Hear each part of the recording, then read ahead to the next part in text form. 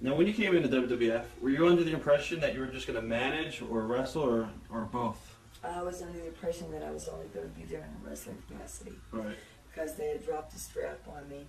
And when Robin came along and we were getting ready for the match in Paris, I was really fighting for my job at the time because I didn't know what direction they were going to take me. Right. And then in Huntsville, Alabama, I was at Elizabeth and I, God rest her soul, she should be here, by the way. We were in Huntsville in the dressing room, and we were doing TV taping, and she said, "Sherri, I got something to tell you." And I said, "What?" And she knew I was kind of bummed out because, you know, I mean, it wasn't the fact that I was dropping the title.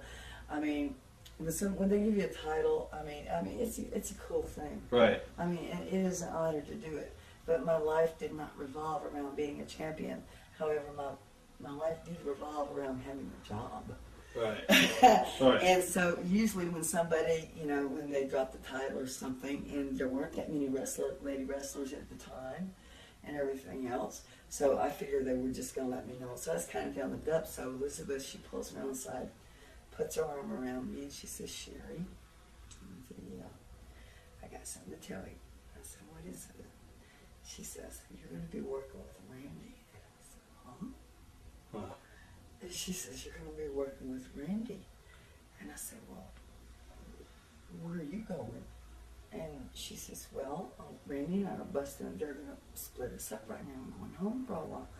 I said, "Well, how do you feel about me doing this? I mean, are you comfortable with me working with your husband?" And she says, "Yes, I trust you, no problems." And I said, "Well, if you think then it's okay, it'll be a good job, and you trust me and your husband, and that's fine."